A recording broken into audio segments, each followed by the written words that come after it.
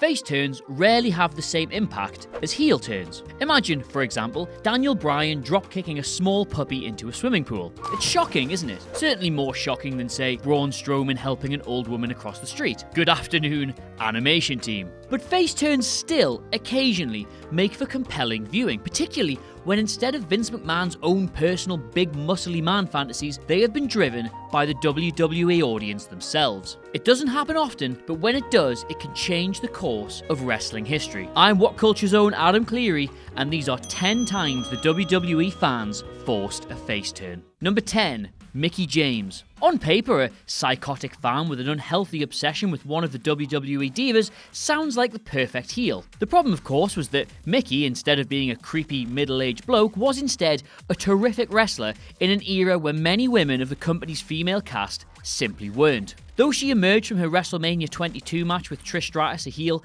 Mickie never quite managed to turn the crowd against her. Fans were yearning for a new figure to spearhead the women's title division that had for so long, and with good reason, been dominated by Trish and Lita. By the end of her first 12 months with the company, Mickie James had organically and officially become that face. Number 9. Brock Lesnar. Putting Paul Heyman by his side must have seemed like a shrewd way of ensuring that Brock Lesnar wouldn't be cheered, but fans were beginning to cotton on to the fact that the ECW mastermind was a force for wrestling good. Cheered in his SummerSlam showdown with The Rock, Lesnar would slowly prove in the months ahead that he wasn't just a flash in the pan, and despite a complete lack of human characteristics, we grew to love him. Unwilling to turn Heyman face too, WWE were forced to cook up a storyline wherein the manager began to doubt his client's ability. He eventually ran off with the Big Show instead and left Lesnar a more sympathetic, emotionally vulnerable babyface in the process. Yes, Brock Lesnar.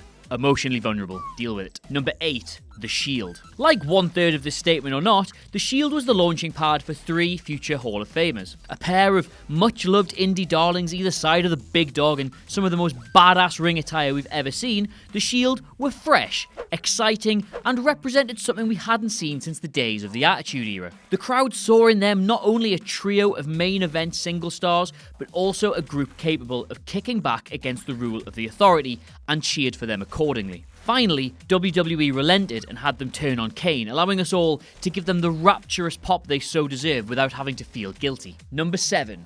Kurt Angle. Despite flipping and flopping all over the place with how WWE wanted fans to perceive Kurt Angle in his first run, fans very slowly started to recognise him as a genuine all-time great in 2003. Sure, his dorky alliance run had endeared him to people, but by putting on Match of the Night every single week, fans slowly began to see what a tremendous contribution he was making to the industry. Things came to a head after his era-defining WrestleMania main event against Brock Lesnar cost him another broken freaking neck, and when he returned 2 months later, the fans couldn't help but get behind him. WWE, seeing which way the wind was blowing, allowed him to run with it, and by July, he was champion again. Number 6. CM Punk. Precisely what the catalyst for CM Punk's immeasurable popularity in 2011 was remains hotly contested to this day. Good afternoon, Squared Circle. Some will tell you it was a Vince masterstroke, some will tell you Punk was simply undeniable as a character, but whatever you want to pin it on, it couldn't possibly have happened without the overwhelming demand of the fans. That pipe bomb was a work of art on Punk's part, but in reality,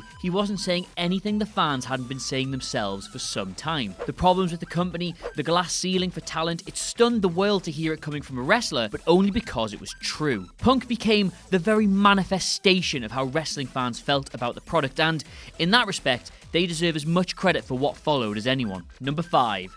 John Cena. Yep, this one's on us. Revisionists have claimed that Cena was groomed from the outset to fill the role of Vince McMahon's franchise player, but many will remember it differently. He was a bad guy rapper in the early goings, his gimmick less a masterstroke than it was a Halloween costume gone reasonably well. Like The Rock before him though, Cena's ability on the mic was too good for him to remain a heel, and even the most scathing promos were starting to get cheers. With the fans giving them little other option, WWE finally relented at Survivor Series, had him snub Lesnar, and then haven't looked back for 14 goddamn years. Number 4. Daniel Bryan. You all know the story of the Yes Movement by now, but the extent of it really does bear repeating. Despite every single fan recognizing Bryan as a company-leading champion in waiting, WWE had Batista win the Rumble and were then baffled at how angry the reaction was. On the one hand, there was Bryan's overwhelming indie credibility and undeniable in-ring excellence, and on the other, you just had Vince pointing at a picture of Batista's physique and shouting, "Look at him, goddammit!" That's how far in their own bubble they were. Number 3, Stone Cold Steve Austin. Initially intent on portraying Austin as a no-good heel, WWE were taken completely by surprise when they realized that edgy late 90s fans were all of a sudden prepared to cheer wrestlers who refused to abide by the rulebook. Austin represented the dawn of the wrestling anti-hero, and after his now iconic Austin 3:16 speech, WWE had no choice but to back him as a fan favourite. For anyone who still wasn't convinced, the sight of a bloodied Austin determined that he wouldn't tap out at WrestleMania 13 was enough to bring them on side, and it was the moment that made official what most of us had known in our hearts for a while, that this guy was one of us. Number 2, Hulk Hogan. While a lot of these examples refer to long-running swells of support and fans campaigning for months to get someone a face turn, possibly the most famous example took place entirely in one match. Hulk Hogan of the then villainous NWO took on the top face in the entire company, and people went absolutely mad for him. Who knows precisely what caused the Toronto crowd to lose their shit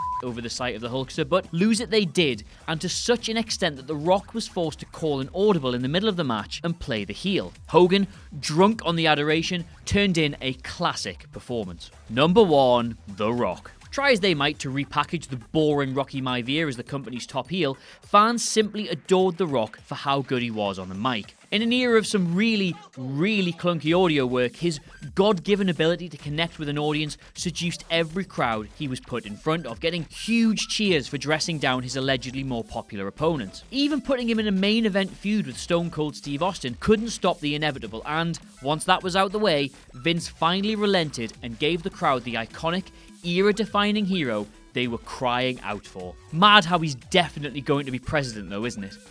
I am defiant. I am defiant. I am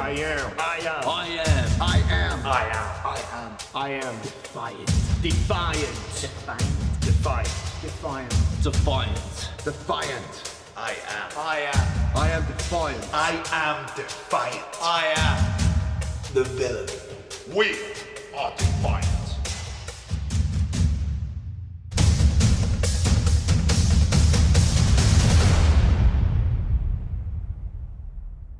Oh, wasn't that something? Don't forget to like, share and subscribe below, and also the people who made this lovely video, they're appearing right here. But if you're thinking to yourself, I want to see more content, Jules, then why not look above my head, as there probably is some. I don't know. I can't see it. Until next time.